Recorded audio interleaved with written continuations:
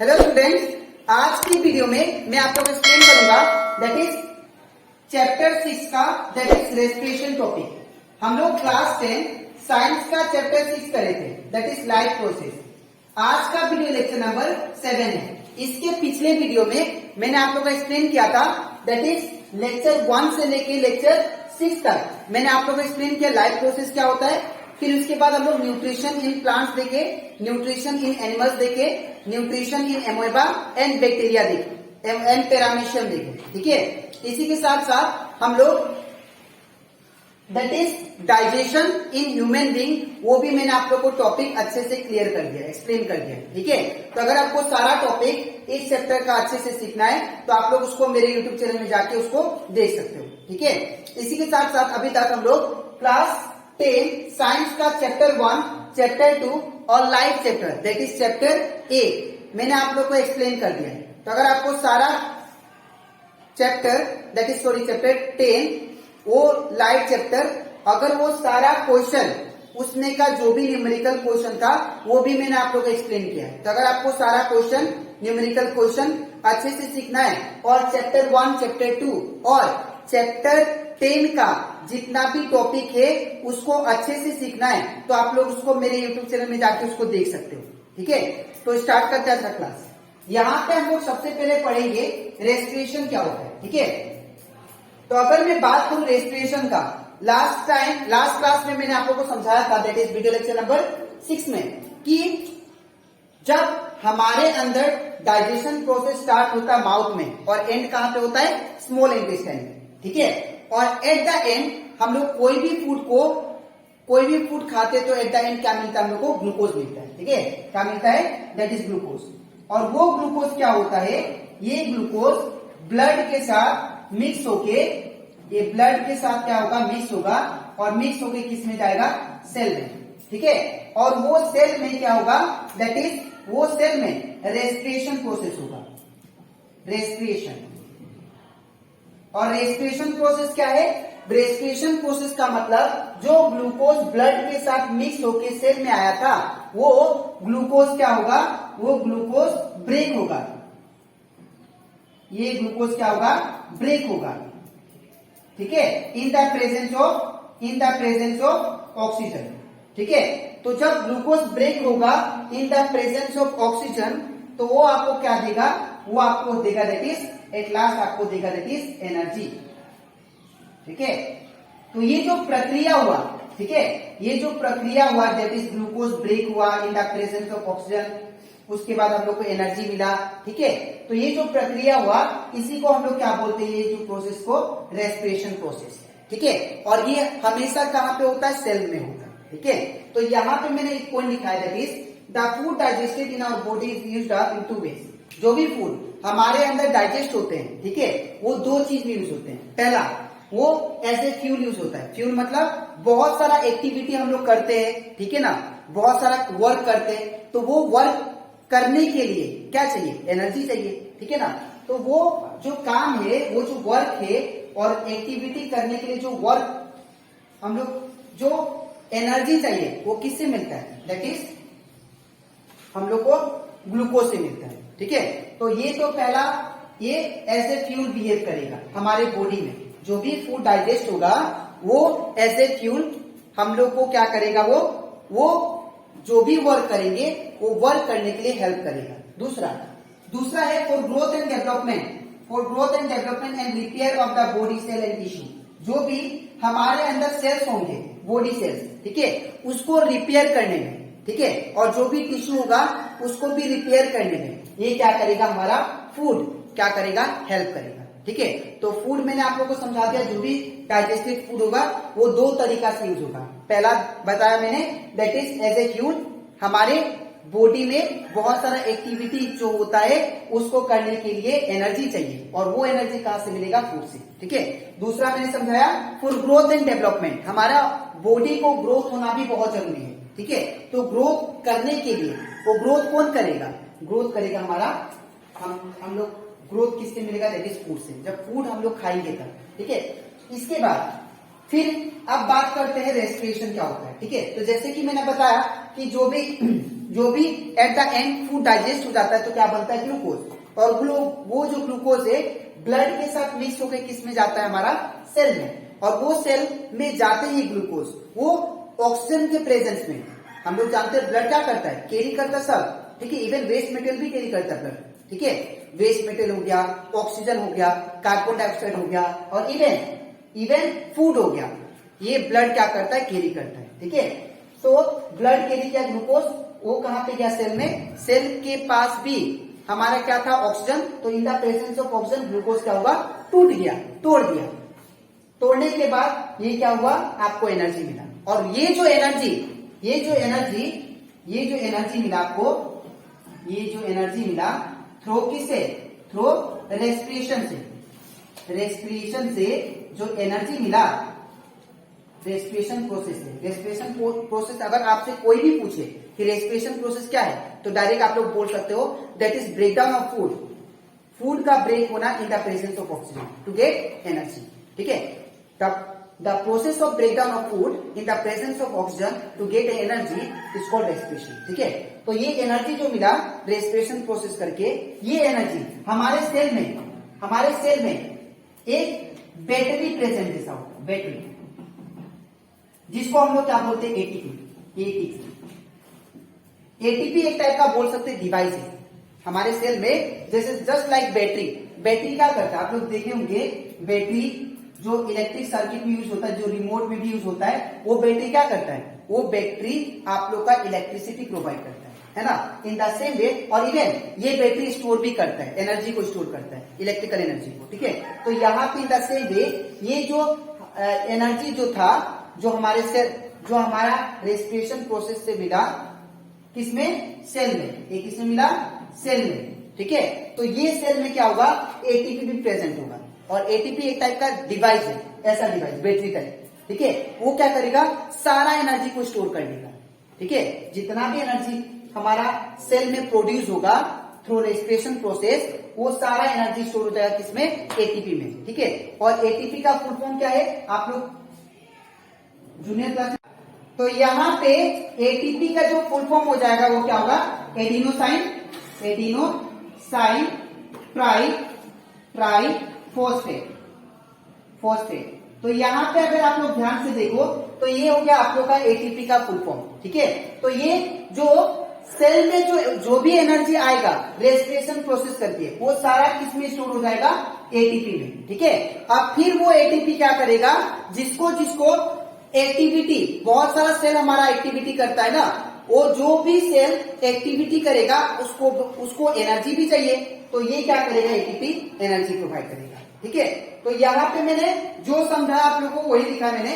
For growth and that is respiration, it is the process in which the food is broken down in the presence of oxygen in the cell to get energy, जो मैंने आप लोग को बताया। ठीक है, फिर ATP के बारे में बताया।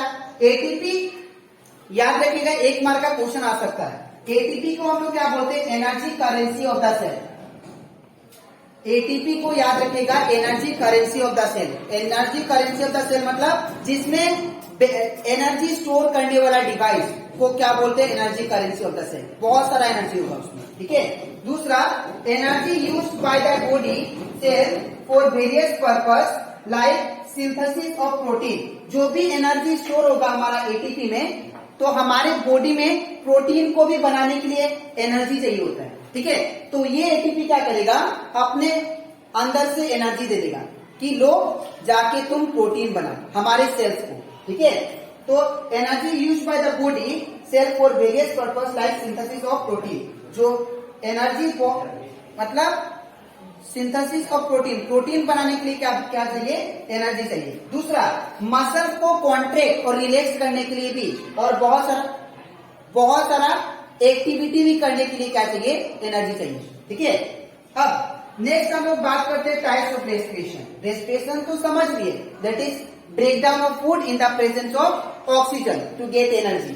ये था आपका रेस्पिरेशन। तो रेस्पिरेशन अब दो टाइप का होता है, एक होता है एरोबिक रेस्पिरेशन, एक होता है एनारोबिक रेस्पिरेशन। ठीक है, तो ये एरोबिक और एनारोबिक रेस्पिरेशन क्या होता है, मैं आपको नेक्स्ट स्लाइड में इसको डिटेल में बताऊंगा। ठीक है, तो इसके बाद हम लोग सीखते हैं that is types of respiration के बारे में। तो जैसे कि मैंने बताया था इसके पिछले स्लाइड में कि रेस्पिरेशन आपका दो टाइप का होता है, एक होता है एरोबिक रेस्पिरेशन और एक होता है एनरोबिक रेस्पिरेशन। ठीक है, पहला क्या होता है एनारोबिक रेस्पिरेशन, एनारोबिक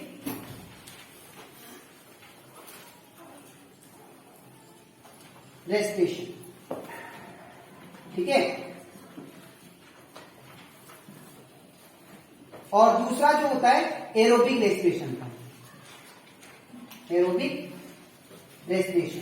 ठीक है, अब ये दोनों टाइप का जो रेस्पिरेशन है एनारोबिक और एरोबिक रेस्पिरेशन का मतलब अगर शॉर्ट फॉर्म में समझाओ, एनारोबिक रेस्पिरेशन वो रेस्पिरेशन होता है जहां पे फूड तो ब्रेक होता है लेकिन in the absence of oxygen. ठीक है, that is the process in which the food is broken down in the absence of oxygen, they are known as anaerobic respiration. ठीक है, अगर मैं बात करूं एरोबिक रेस्पिरेशन का, तो एरोबिक रेस्पिरेशन हम लोग उसे कहते हैं जहां पे फूड तो ब्रेक होता है in the presence of oxygen. ठीक है, तो ये होता है main difference that is anaerobic और एरोबिक का। एनारोबिक मतलब फूड का ब्रेक होना in the absence of oxygen, without oxygen food break हो जाता है in case of anaerobic respiration. ठीक है, लेकिन एरोबिक रेस्पिरेशन में क्या होता है फूड का ब्रेकडाउन होना in the presence of oxygen. ठीक है, अब यहाँ पे आप लोग को एनसीईआरटी बुक में एरोबिक और एनारोबिक रेस्पिरेशन का एक इंपॉर्टेंट कंसेप्ट दिया है। ये देखिए, सबसे पहले यहाँ पे मैंने जैसे कि बोला आप लोग को, जब भी फूड डाइजेस्ट हो जाता है तो फूड डाइजेस्ट होने के बाद एट द एंड आपको क्या देता है ग्लूकोज देता है। ठीक है, दैट इज ग्लूकोज कौन सा है ये वाला। ठीक है, 6 कार्बन होता है ग्लूकोज में। आप लोग अगर बात करो अगर इसका फॉर्मूला का, तो क्या होता है C6H12O6, ये होता है formula, that is formula of glucose. अब ये ग्लूकोज क्या होता है, सबके अंदर क्या होता है साइटोप्लाज्म होता है। ठीक है, that is jelly like substance. ठीक है, तो हमारे सेल के अंदर में भी, हमारे सेल में भी बहुत सारा साइटोप्लाज्म होगा। ठीक है, जेली लाइक सब्सटेंस, वहां पे क्या होगा ये जो ग्लूकोज होगा साइटोप्लाज्म में क्या होगा ब्रेक होगा। ठीक है, साइटोप्लाज्म में कन्वर्ट हो जाएगा किसमें पायरुवेट में। ठीक है, तो ये जो ग्लूकोज था ब्लड जो लेके गया था ये सब कुछ हमारा सेल हो गया। ठीक है, अब ये सेल में जब ब्लड लेके आया दैट इज ग्लूकोज। ठीक है, ये ब्लड जो लेके आया ग्लूकोज, ये ग्लूकोज सेल में जाने के बाद वो क्या हो गया, वो साइटोप्लाज्म जहां पे साइट था जेली लाइक सब्सटेंस, ये सब कुछ साइटोप्लाज्म है, यहां पे क्या हुआ ग्लूकोज ब्रेक हो जाएगा। ठीक है, और ब्रेक होके क्या बनाएगा पायरुवेट बनाएगा। क्या बनाएगा दैट इज पायरुवेट। ठीक है, दैट इज 3 कार्बन मॉलिक्यूल और उसी के साथ साथ थोड़ा थोड़ा एनर्जी भी रिलीज करेगा। ठीक है, तो ग्लूकोज क्या हुआ ये ब्रेक होके क्या बनाया, ये ब्रेक होके आपका पायरुवेट बनाया। ठीक है, पायरुवेट, और ये पायरुवेट क्या होता है उसके साथ साथ थोड़ा एनर्जी भी प्रोड्यूस होता है। ठीक है, अब एक बात याद रखिएगा, इतना तक तो सब में सेम प्रोसेस होता है, इवन माइक्रो ऑर्गेनिज्म में भी। ठीक है, इवन एनिमल्स में, इवन प्लांट्स में, even that is human being में। ठीक है, सबसे पहले जो भी फूड डाइजेस्ट होता है तो क्या रहता है ग्लूकोज, और वो ग्लूकोज साइटोप्लाज्म में जाएगा हर एक लिविंग ऑर्गेनिज्म में। ठीक है, और वो पायरुवेट से यहां से डिवाइड हो जाता है। ठीक है, पायरुवेट तक सबके अंदर क्या होगा सेम होगा।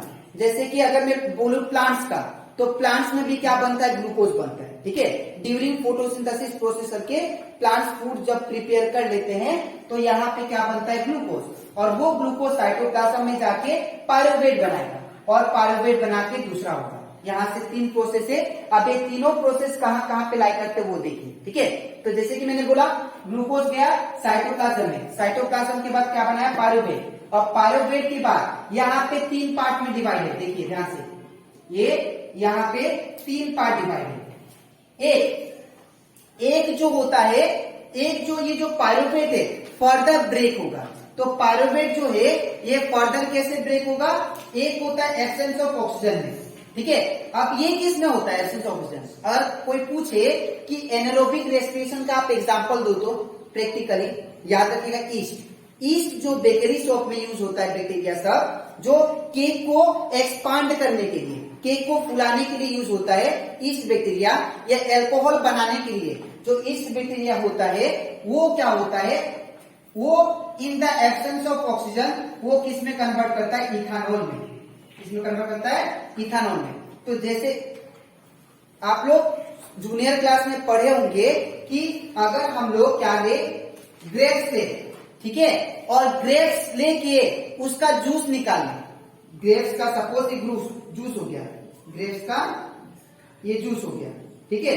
तो जब ग्रेप्स का जब जूस हो गया, उसको अगर आप इस बैक्टीरिया डालते हो तो क्या करेगा, उसको ब्रेक करना स्टार्ट कर देगा इन द एब्सेंस ऑफ ऑक्सीजन, और एट द एंड क्या देगा, इथानॉल, दैट इज एल्कोहल, ठीक है।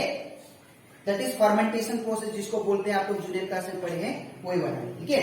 तो यहाँ पे absence of oxygen, that is ये जो है, ये कौन सा रेस्पिरेशन हम लोग बोल सकते हैं, इतना हम लोग बोल सकते हैं कौन सा रेस्पिरेशन है, that is anaerobic respiration, anaerobic respiration. क्यों, बिकॉज ये एब्सेंस ऑफ ऑक्सीजन हो रहा है, ठीक है। तो जो रेस्पिरेशन एब्सेंस ऑफ ऑक्सीजन हो उसको क्या बोलते हैं, एनएरोबिक रेस्पिरेशन, ठीक है। ये कौन परफॉर्म करता है, याद रखिएगा, ईस्ट बैक्टीरिया, ठीक है, एब्सेंस ऑफ ऑक्सीजन। और ये क्या देगा प्रोडक्ट, आप लोग हमेशा याद रखिए, डायरेक्ट क्वेश्चन भी पूछ सकता है, ठीक है, कि जब पायरोवेट जब ब्रेक होता है in the absence of oxygen east bacteria में, ठीक है, तो क्या क्या प्रोडक्ट देता है। तो आपको याद रखना पड़ेगा, ethanol, carbon dioxide, that is an energy, ठीक है। दूसरा, अब लेक ऑफ ऑक्सीजन देखना आप लोग, जब इसका प्रैक्टिकल एग्जांपल देता हूं, ठीक है।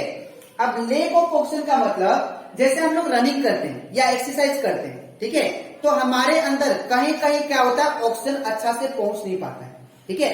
तो ऑक्सीजन पहुंच नहीं पाता है, जिसके वजह से हम लोग का क्या होता है, मसल्स, हमारा जो मसल्स होता है उसमें पेन होता है। अब ये कैसे होता है, देखिए, सपोज एक इंसान उठा सुबह और वो क्या किया, एक्सरसाइज किया 1 घंटा तक, ठीक है, या दौड़ा 5 किलोमीटर तक, लेकिन दूसरा दिन वो उठा नहीं, वो दौड़ने के लिए उठा नहीं, तो अब क्या होता है, वहां पे दूसरा दिन उसको क्या होगा, पेन फील होगा। क्यों पेन फील होगा, बिकॉज जो पहली बार में एक्सरसाइज किया था, जो भी एक्सरसाइज, तो उसके जो वॉक करता था या कोई भी बोल सकते हैं रनिंग करता था, तो मसल्स में अच्छे से ऑक्सीजन नहीं पहुंचा था, ठीक है, जिसके वजह से वहां पे एक लैक्टिक एसिड क्रिएट हो जाता है, लैक्टिक एसिड, ठीक है। और ये लैक्टिक एसिड क्या करता है, बहुत दिन तक रहता है, वो धीरे धीरे खत्म होता है। जैसे आप लोग सपोज अप डाउन ही किया, ठीक है, 50 टाइम्स आप लोग अप डाउन किया एक दिन, ठीक है, तो अब अगर आप लोग एक दिन किया अप डाउन 50 टाइम्स और दूसरा दिन नहीं किया, तो आपके अंदर due to lack of oxygen वहां पे क्या जम जाएगा, मसल्स के अंदर लैक्टिक एसिड, ठीक है, और इसीलिए पेन होता है, ठीक है, due to lack of oxygen. हम लोग याद रखिएगा, जब भी कोई भी वर्क करते हैं, ठीक है, या रनिंग करते हैं या कोई भी वर्क करते समय हम लोग का मसल्स क्या होता है, फोल्ड भी तो होता है ना, तो वहां पे अच्छा से ऑक्सीजन नहीं पहुंच पाता है, ठीक है, ऑक्सीजन जा नहीं पाता है, जिसके कारण वहां पे क्या होता है, लैक्टिक एसिड फॉर्म हो जाता है, और वो लैक्टिक एसिड थोड़ा दिन तक रहता है और धीरे धीरे खत्म हो जाता है, ठीक है। हाँ, जिसका आदत है काम करने का, वर्क करने का, वो काम, जैसे एक्सरसाइज करने का, डेली सुबह उठा एक्सरसाइज किया, डेली सुबह उठा एक्सरसाइज किया, जो डेली करता है उसका तो पेन नहीं करेगा क्योंकि वो डेली कर रहा है, लेकिन कोई कभी कभी करेगा तो हो सकता है उसका पेन, ठीक है। तो ये क्यों पेन होता है, याद रखिएगा, due to lactic acid form हो जाता है, ठीक है, उसके साथ एनर्जी भी देता है, ठीक है। तो ये भी लेक ऑफ ऑक्सीजन हुआ, मतलब ऑक्सीजन का कमी से, तो ये एरोबिक बोल सकते हैं इसको, ठीक है। अब बात करते हैं presence of oxygen in mitochondria, एक इसमें होता है, in the presence of oxygen आप लोग बोल सकते हो, इसको हम लोग क्या बोलेंगे, एरोबिक रेस्पिरेशन, एरोबिक रेस्पिरेशन, ठीक है। और ये जनरली आप लोग डायरेक्ट बोल सकते हो, ये होता है हमारा, दैट इज प्लांट्स में भी हो सकता है, ठीक है, इवन एनिमल्स में भी हो सकता है, ठीक है। तो यहाँ पे क्या होता है, हम लोग का जो फूड होता है, ब्लड, मैंने बताया था, ब्लड तीनों चीज कैरी करता है, ऑक्सीजन भी कैरी करता है, कार्बन डाइऑक्साइड भी, और इवन हमारा वेस्ट मटेरियल और बोल सकते हैं फूड आइटम्स भी कैरी करता है। तो ब्लड सेल के पास जाके ऑक्सीजन भी देता है और साथ ही साथ ग्लूकोज भी देता है, वहां पे ब्रेक होता है फूड और आपको ये प्रोवाइड होता है carbon dioxide, water and energy. और ये जो कार्बन डाइऑक्साइड होता है फिर से ब्लड कैरी करके लेके आता है लंग्स के थ्रू, हम लोग नोस्ट्रिल के थ्रू निकालते हैं। ठीक है, ये वेस्ट मटेरियल है कार्बन डाइऑक्साइड। ठीक है, तो हम लोग के अंदर क्या रहता है वाटर, वाटर तो यूरिन के थ्रू निकल जाता है और बचा क्या एनर्जी, और ये एनर्जी हमारे सेल में जो एटीपी है वो स्टोर कर लेता है for further growth and development of the body. ठीक है, तो आई होप आपको दैट इज एरोबिक रेस्पिरेशन और एनारोबिक रेस्पिरेशन, ठीक है, और लेक ऑफ ऑक्सीजन में क्या होता है कंसेप्ट, ये अच्छे से क्लियर हो गया। ठीक है, अब इसके नेक्स्ट वीडियो में मैं आप लोग को दैट इज रेस्पिरेशन टॉपिक हो गया, इसके बाद मैं सिखाऊंगा आप लोग को ट्रांसपोर्टेशन के बारे में या that is human respiratory system के बारे में। ठीक है, रेस्पिरेशन टॉपिक खत्म हो गया, अब इसके बाद हम लोग सीखेंगे that is human respiratory system के बारे में। ठीक है, तो आज के लिए इतना ही, मिलते हैं नेक्स्ट वीडियो, तब तक ठीक है।